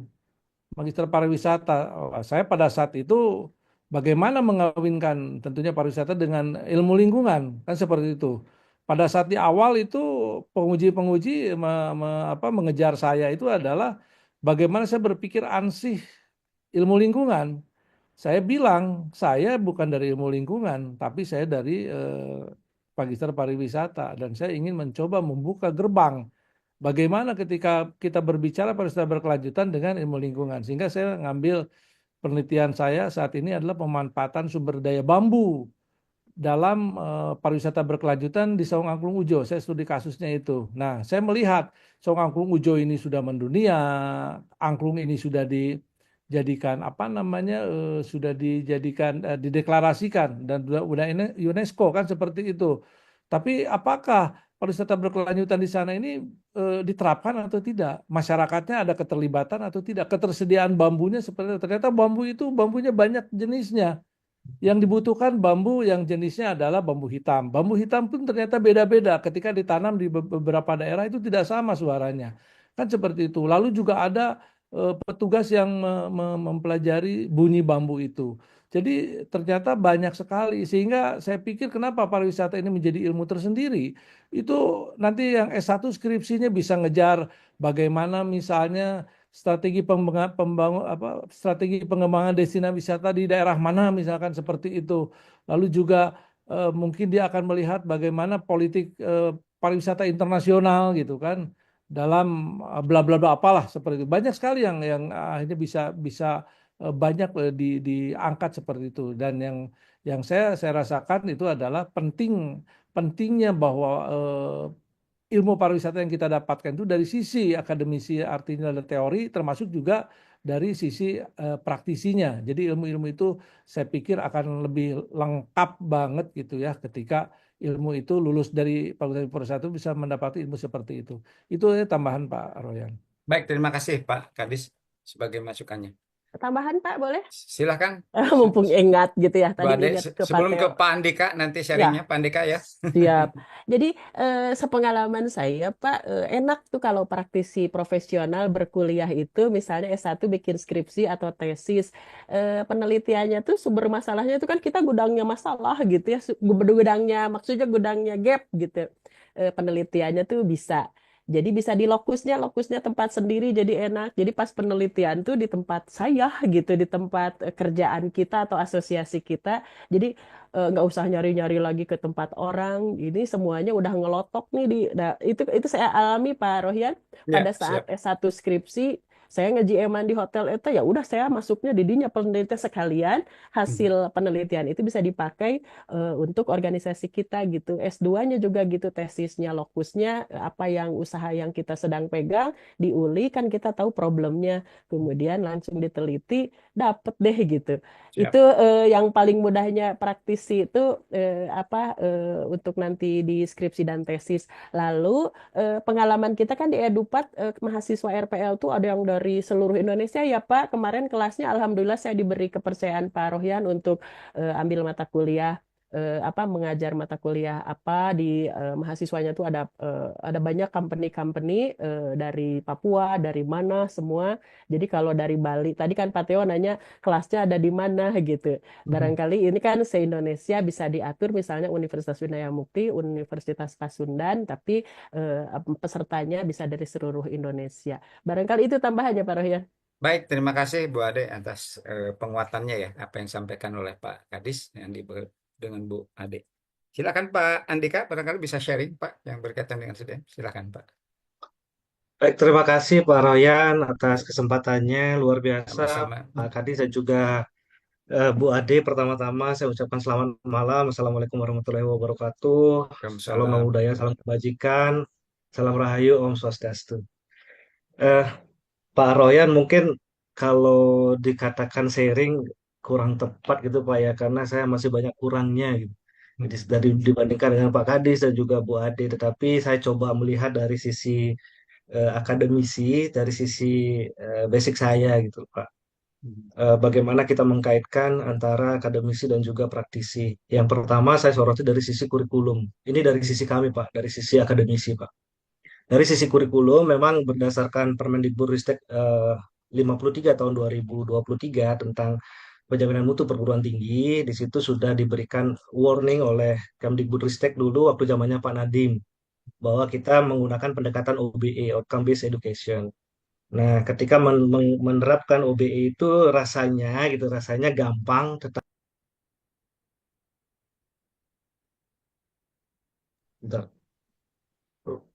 kenyataannya ruangnya minta ampun. Kenapa? Kan saya katakan susah untuk menerapkan OBE karena begini Pak. Satu sisi untuk menyesuaikan dengan kebutuhan industri, industri itu base-nya adalah standar kompetensi kan begitu. Standar kompetensi itu jatuhnya adalah di standar nasional, internasional ataupun khusus berdasarkan Permenaker nomor 3 dan 2 2016. Nah, di situ SKKNI itu dimiliki oleh Naker. Sementara untuk kurikulum itu dimiliki oleh Dikti, dalam hal ini pendidikan tinggi kalau pendidikan tinggi. Nah, untuk mematchkan itu yang kami kesulitan dan membutuhkan kehadiran akademisi, misalnya kehadiran asosiasi-asosiasi yang membantu kami untuk menyusun CPL terutama Pak, capaian pembelajaran lulusan. Mulai dari profil CPL itu mestinya kita susun bersama-sama. Di situ eh, inti dari permasalahan kami di bidang kurikulum. Nah, kami sangat membutuhkan kehadiran praktisi untuk bersama-sama me- membuat atau menyusun CPL-nya supaya apa yang menjadi titahnya OBE itu benar-benar tercapai. Kemudian yang kedua dari sisi indikator kinerja utama berdasarkan Kepdirjen 210 2002 eh, 2021. Di situ dijelaskan bahwa berdasarkan indikator kinerja utama itu perguruan tinggi wajib melaksanakan yang namanya praktisi mengajar. Nah, di situ juga kami sangat membutuhkan kehadiran praktisi untuk mengajar. Bahkan Kemdikbud kemarin sempat membuka lowongan untuk praktisi mengajar yang memang dibiayai oleh Kemdikbud. Itu terkait dengan praktisi mengajar. Kemudian satu lagi berdasarkan pembicaraan tadi terkait dengan RPL. Nah, mungkin Pak Teo bertanya di mana eh, perguruan tinggi bisa melakukan RPL yang sudah kerjasama dengan Edupak tadi sudah dijelaskan. Kemudian bisa kita juga cek di sierra.kemdikbud.go.id. Jadi di Sierra itu akan terlihat mana perguruan tinggi yang layak, prodi yang layak untuk melaksanakan RPL. Nah, berdasarkan Kepdirjen 91 2024 dan juga yang merupakan turunan dari Permendikbudristek nomor 41 2021 tentang RPL, di situ disebutkan bahwa RPL ada dua, yaitu RPL tipe A dan tipe B kan seperti itu. Nah, yang A itu dibedakan menjadi dua lagi, transfer kredit dan perolehan kredit. Jadi kira-kira untuk teman-teman di praktisi bisa mengambil di perolehan kredit. Tetapi di situ ada warningnya juga, jadi eh, memang batas SKS yang bisa diakui dari jumlah total seluruh SKS itu adalah 70%. Kalau misalnya melanjutkan di S1 berarti paling tidak Bapak Ibu akan kuliah paling cepat 1,5 tahun kan begitu. Dan untuk rekognisinya itu adalah 75% sama antara CPL dengan kompetensi yang didapat di industri.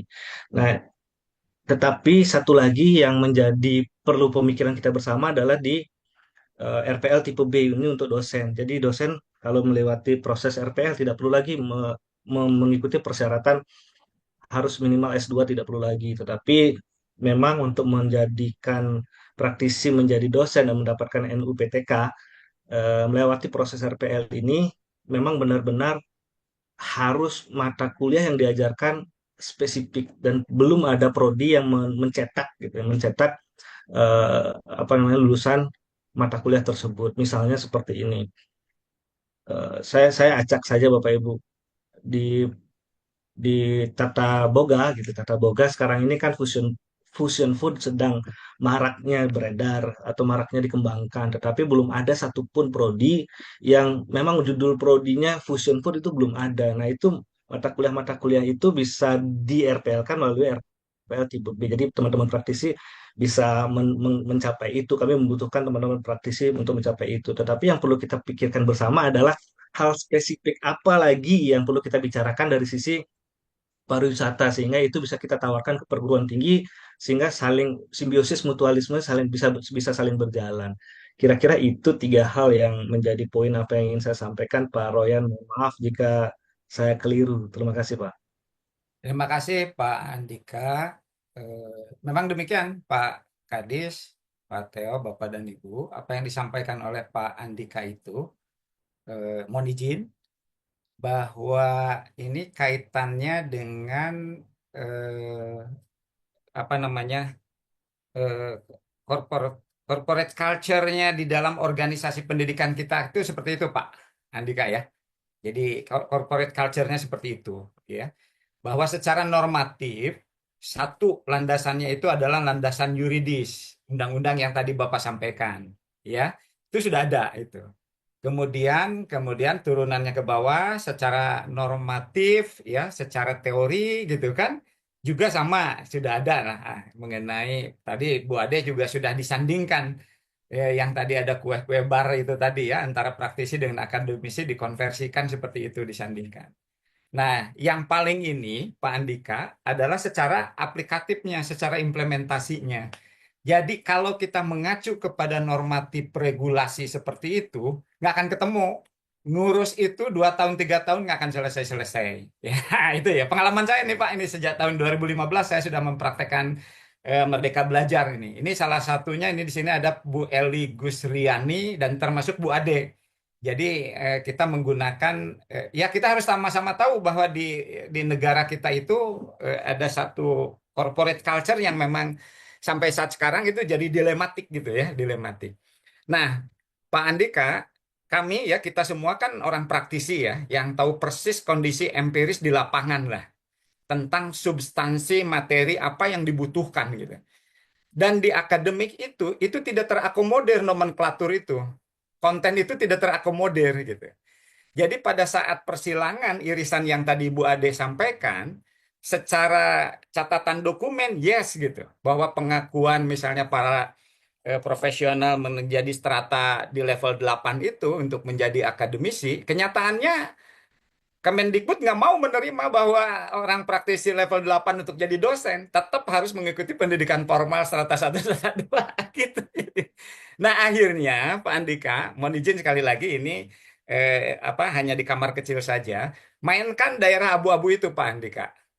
Kita mainkan daerah abu-abu ini dan Pak Arief, kita diskusikan dengan rektor ya bahwa ini kondisi di lapangan capaian pembelajaran para ini memang bukan yang fresh graduate ya Pak Andika. Ini karena teman-teman yang di praktisi di lapangan ini masih banyak yang belum memiliki background akademik lah, bukan background sebetulnya, legal formalnya lah kan gitu. Gimana pun juga legal formal ini menjadikan prasyarat karir baik itu di organisasi swasta maupun di pemerintahan menjadi prasyarat sekarang ini untuk itu. Nah, oleh karena itu kami melakukan pendekatan dengan cara daerah abu-abu itu, ya, bagaimana bisa mengikuti struktur undang-undang yuridis dan lain sebagainya. Tapi dari satu sisi ini, akhirnya paham nggak Pak Rektor? Ada otoritas Pak Rektor, Pak Dekan, Pak Kaprodi yang bisa mengatur itu, Pak Andika. Jadi kalau memang mereka-mereka tidak berani, nggak akan ketemu antara harapan praktisi dengan akademisi. Sampai saat sekarang seperti itu. Pengalaman kami sejak 2015, Universitas Winaya Mukti, kita sampaikan sama rektornya, ini persoalannya. Bayangkan aja Pak, GM hotel di IHGMA, itu capaian pembelajarannya udah lebih itu. Lebih dari level 8 itu, ya kan? Jadi begitu ditanya dokumen akademiknya, itu baru D3, bahkan ada yang SMA gitu. Nah, ini kan sebetulnya simple sebetulnya harusnya. Tetapi karena tadi aturan yang tadi, maka semua harus masuk kepada pola itu gitu. Akhirnya Pak Andika, berdasarkan perjalanan saya, sehingga hanya 15 mata kuliah saja Pak yang untuk S1 yang bisa yang harus diikuti. Kemudian hanya total 37 SKS. Dan itu hanya selesai dalam 2 semester.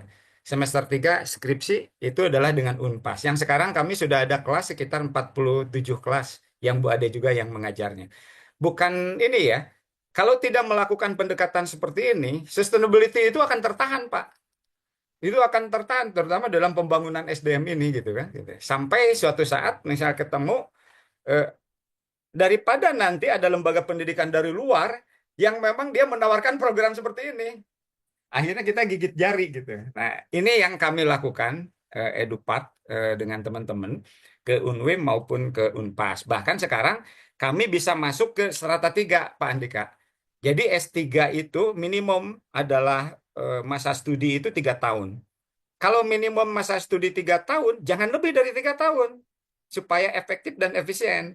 Kan biasanya di dalam kampus ada 2 persoalan. Itu jadi bottleneck itu. Masuknya banyak, keluarnya sedikit gitu. Nah, itu ada 2 persoalan. Persoalan yang pertama dari mahasiswanya itu sendiri, ya, tidak sungguh-sungguh. Ya, persoalan yang kedua adalah dari promotornya yang sering keluar negeri. Akhirnya lebih dari 3 tahun gitu. Nah, dengan cara komitmen seperti ini dengan rektornya, insya Allah kami bikin MOU, jadi hitam di atas putih, 3 tahun efektif. Dengan tidak mengurangi konten. Bahkan teman-teman kita itu kalau mau berdiskusi tentang substansi pekerjaan atau organisasi udah siap lah kan gitu. Nah, akhirnya kita dapat Pak Kadis, jadi program studi Doktor Ilmu Sosial, Kebijakan Publik, Kebijakan Pariwisata, konsentrasi kebijakan pariwisata Pak Andika. Jadi di sini yang memang sudah bisa diakomodir seperti itu. Nah, ini kami tawarkan kepada teman-teman yang nanti kata Pak Kadis itu harus ada fakultas pariwisata. Kalau berbicara fakultas pariwisata berarti pemangkunya atau dosen tetapnya memang harus doktor-doktor ilmu pariwisata, ya, baik tadi ilmu kebijakan, manajemen dan lain sebagainya. Saya kira itu Pak Andika yang menjadikan. Jadi memang persoalan di kita ini persoalan budaya organisasi. Nah, pada saat berbicara budaya organisasi tidak bisa didirect konfrontir langsung. Nggak akan ketemu itu untuk ngurus kurikulum yang memang seperti itu gitu kan, nggak akan selesai-selesai gitu. Nah, itu yang kami lakukan ya, mudah-mudahan ya, for the sake untuk SDM kita ke depan Pak Andika. Nah, sekarang saya seneng nih ada Pak Kamulyadi juga menggalang, Ibu Eli juga menggalang antara insan-insan pariwisata dari praktisi dan akademisi untuk masuk memikirkan ini.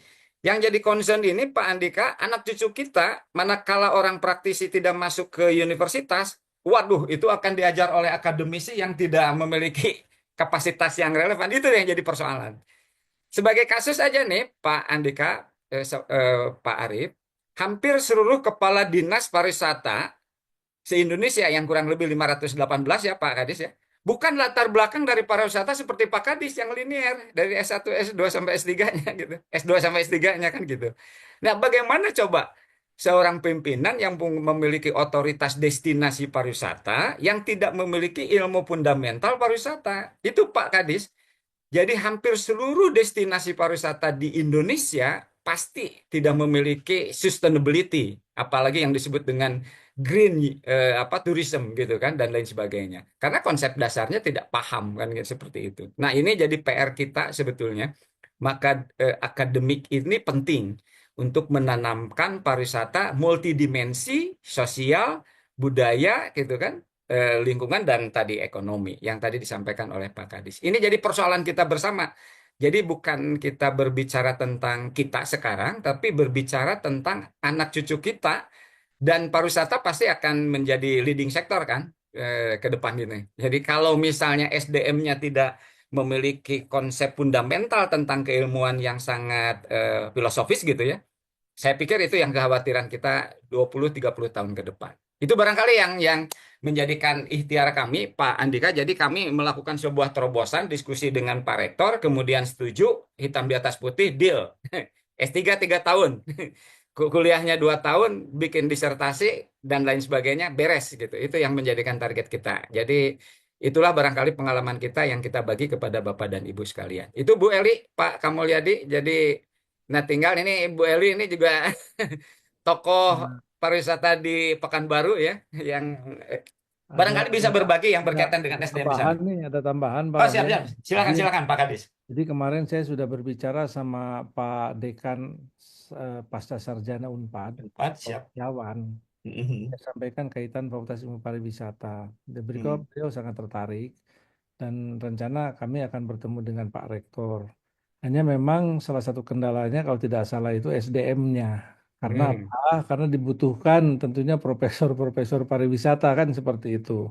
Lalu saya ketemu juga dengan Pak Guyuban Pasundan kemarin itu Hmm. dengan orang Guyuban Pasundan. Saya sampaikan juga mereka tertarik juga Pak Rohyan untuk membuat apa namanya S1 di itu Iya, di bahkan kalau yang di Unpad itu kemungkinan sebelum ke Fakultas Ilmu Pariwisata mungkin kita ke prodi dulu kan seperti itu. Yang siap. Unpad itu menyampaikan ada syarat kan yang harus 3 profesor untuk bisa terbentuk Fakultas Ilmu Pariwisata. Nah sekarang kan kita bayangkan Pak, kita bayangkan kalau SDM pariwisata ini, saya dengar kabar profesor pariwisata hanya 3 orang, itu katanya.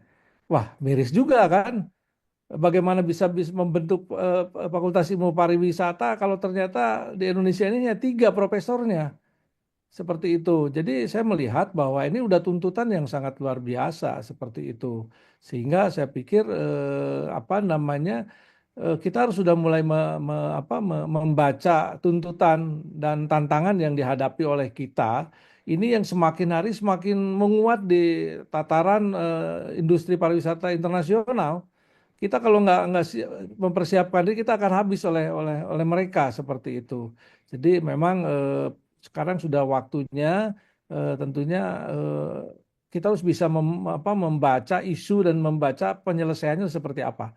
Siap. Seperti itu. Dan saya pikir ini pariwisata ini satu ilmu yang dasar menurut saya. Saya padahal S1 saya adalah dokter Andesnya administrasi negara kan, sarjana hukum saya pidana gitu kan. Ketika saya terjun ke magister pariwisata dan dokter ilmu lingkungan saya mengambil juga konsentrasi pariwisata, ini semakin terbuka seperti itu. Tapi betul, sekarang kalau kepala dinas pariwisata itu tidak punya basic. Bayang bagaimana juga dia untuk mempertahankan program dan sebagainya ketika bertemu dengan siapa? Dengan teman-teman mitra-mitranya Dewan misalnya kan. DPRD yang kebetulan DPRD tidak mempunyai basic itu. Sehingga akhirnya ketika membuat satu program dan sebagainya, kalau kita udah berbicara ini program ini bagus banget ini untuk anu-anu, tapi ketika kita berbicara dengan orang yang tidak mempunyai ilmu itu, dianggap bahwa apa sih itu kan gitu. Ini Baik. jadi sangat-sangat miris. Itu loh Pak. Baik, Bapak dan Ibu, bila mana Bapak dan Ibu setuju apa yang disampaikan oleh Pak Kadis itu tadi tantangannya, Pak Andika, maka memang sampai Lebaran monyet pun nggak akan berhasil itu mengenai profesor pariwisata, Pak. Dan memang belum ada sekolahnya pariwisata, Pak. Fakultasnya juga belum ada, gitu. Jadi di Republik ini, menurut hemat saya, bila mana kita sepakat nih, yang ada di sini, mari kita menekuni tadi penggabungan antara praktisi dan akademisi, kemudian beresin dulu strata 1, strata 2, strata 3, ya, di dalam sektor pariwisata. Mengenai tadi guru besarnya, karena saya juga bergaul dengan orang dikti, katanya harus ada ilmu silat juga, Pak Kadis gitu. Jadi Pak Andika, jadi di Indonesia harus punya ilmu silat juga. Jadi kalau kita belum punya bidan pariwisata, bagaimana kita bisa melahirkan bidan pariwisata gitu. Jadi pada saat awal itu harus menggunakan ilmu silat. Nah, ilmu silat itu dengan tidak melepaskan kapasitasnya. Kalau konten kapasitas ya Pak Andika, kita diskusi, ayo lah kita gitu. Tapi begitu diarahkan ke tuntutan akademik formal gitu.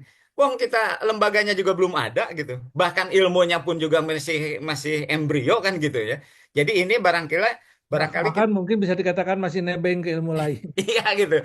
Makanya kita harus punya keberanian, harus punya political will bahwa pariwisata itu eksis walaupun secara formal keilmuan kan masih dipertanyakan orang. Nah, oleh karena itu harus ada keberanian dari kita-kitanya ini untuk mewujudkan itu. Saya kira itulah Pak. Jadi ini.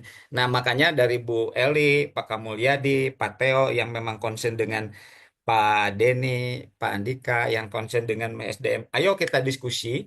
Kemudian apa yang memang kita bahas berdasarkan topik-topik tertentu, terutama dari aspek akademik dengan kelembagaan. Insya Allah saya bisa melakukan pendekatan dengan tadi Pak Kadis juga dengan Unpad ya. Tapi harus pakai ilmu silat Pak. Kalau normatif nggak bisa Pak Andika. Di Indonesia kalau normatif nggak bisa. Jadi sorry to say, memang awal-awal tuh kita harus pakai ilmu silat aja dulu gitu kan. Gitu. Nah nanti setelah kita mengumpulkan SDM-SDM yang memang secara legal, formal, akademik dan prakteknya itu bisa dipertanggungjawabkan, monggo kesananya bisa dilembagakan secara baik lah, secara normal. Saya kira itu di konteks pariwisata di Indonesia gitu, seperti itu. Barangkali Bu Eli ada masukan, silakan. Boleh sedikit ya Pak ya. Assalamualaikum warahmatullahi wabarakatuh. Waalaikumsalam. Ya, menarik sekali nih Pak Kadis ya. Pak Rohyan, terima Siap. kasih sudah mengundang saya di grup ini. Sedikit informasi saja Pak ya. Saya kebetulan punya lembaga pelatihan bidang hospitality juga. Dan mitranya juga Dinas Pariwisata Pak. Jadi setiap kali kita ke sana, kita hanya mengulang-ulang kajian yang sama ceritanya. Karena kalau nanti sudah putus, tahunnya ganti kepala dinasnya Pak. Mentah lagi. Ya, bahkan ada yang masih muda kita arahkan untuk ikut kuliah pariwisata pun dia nggak berani. Bu, nanti penempatannya belum tentu sama katanya kan gitu. Ya, jadi sehingga kalau kita di Riau lah khususnya abu-abu terus nih pariwisatanya. Nah, itu dilema. Sama tadi juga Pak Rohan bilang, kami juga dari akademisi. Ketika kita mengajak teman-teman kami praktisi masuk ke akademisi, yang ditanya legalnya mana? Padahal beliau sudah punya pengalaman yang luar biasa. Nah, kita selalu terbentur dengan itu saja. Makanya kita lebih senang ngambilnya ilmu pariwisata, sementara pariwisata itu lebih banyaknya aplikasi. Ya, seharusnya yang kita buka kan vokasinya, Pak ya. Kalau ilmu kita cerita lagi nanti. Sibuk dengan teori apa lagi yang mau dibahas, teori apa lagi yang mau dibahas. Jadi yang lebih bagus sih sebenarnya kita larinya ke vokasinya pariwisata. Jadi lebih langsung ya Pak ya.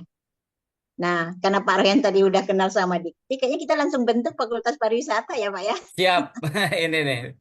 Di Motornya Fakultas dengan Pak Ilmu, Kadis nih, siap. Fakultas Ilmu Pariwisata, gitu kan? Iya, jadi langsung bentuk Pak.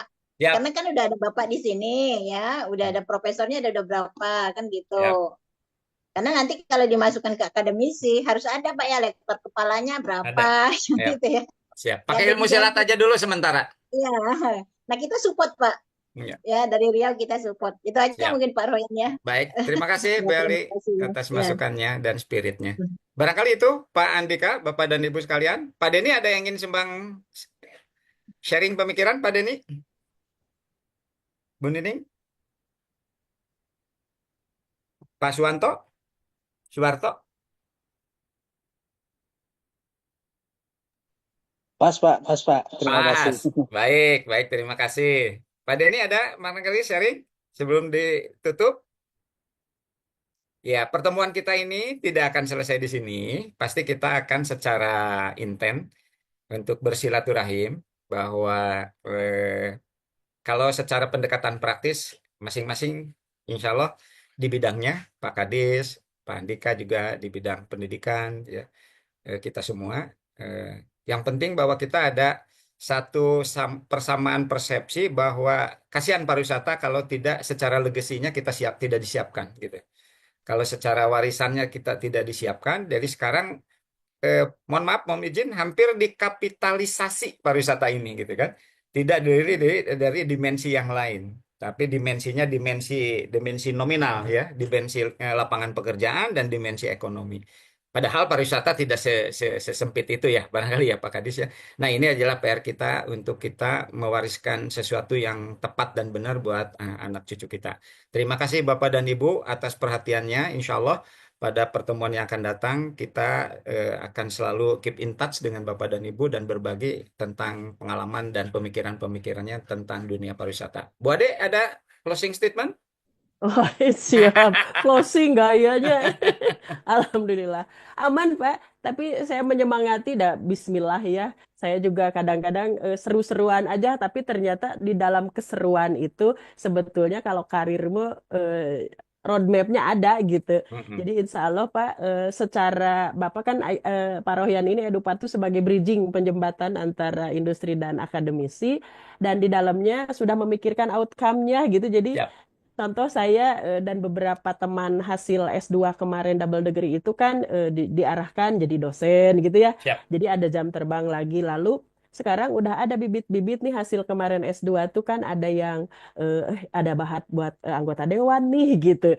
Jadi Bapak Ibu antara kita juga tadi ternyata harus ada profesor, harus ada apa, tidak apa-apa. Nanti kita jalani dari yang kecil ini kan akan ada, kalau nggak sekarang kan kapan lagi gitu. Ya. Jadi kalau saya nawaitunya Bismillah kan, kalaupun ada S3 sekarang di Unpas dan yang dijembatani oleh Edupat, ya insya Allah Bismillah ikut misalnya gitu. Terus nanti kadang ada jalannya, seru-serunya.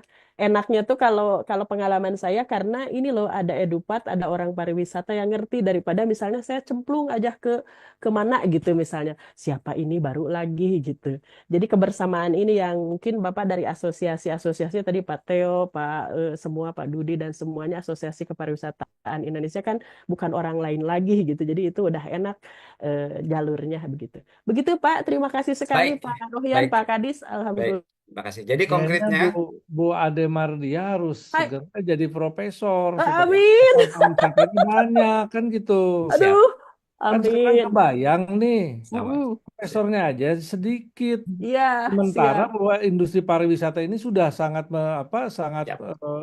penting sekali. Betul. Artinya ilmu ini harus kita dapatkan kan gitu. Kalau kita menunggu juga repot juga. Ya. Nanti negara lain sudah larinya kemana, kita masih jalan di tempat kan. Itu Baik. yang kasihan. Dan juga ditambah kurang tidak mempunyai basic duduk di satu tempat institusi yang sebetulnya itu diperlukan untuk apa? Untuk membangun pariwisata yang sesungguhnya kan seperti itu. Baik. Siap, siap.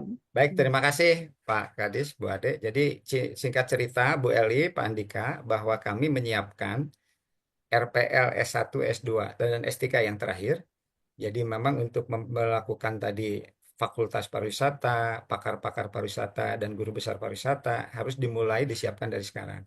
Nah, kami sudah komunikasi dengan Unpas bahwa bisa diakomodir tidak bahwa alumni-alumni kita yang S2 masuk S3 dengan masa studi tadi minimum adalah 3 tahun, ya bisa beres 3 tahun dan tidak dipersulit.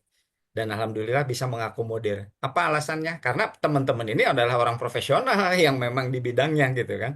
Nah itu yang memudahkan untuk jadi rekognisi itu ada dua kalau dalam pendekatan saya itu Pak Andika. Ada rekognisi formal dan ada rekognisi informal yang intern kampus itu sendiri atas otoritas rektor. Jadi kalau masuk ke L2 Dikti mah nggak ada Pak. Jadi pendekatannya iya nggak ketemu. Jadi artinya deal. Otoritas rektor untuk bisa melakukan seperti itu. Nah nanti Bapak dan Ibu bisa ketemu dengan rektor langsung.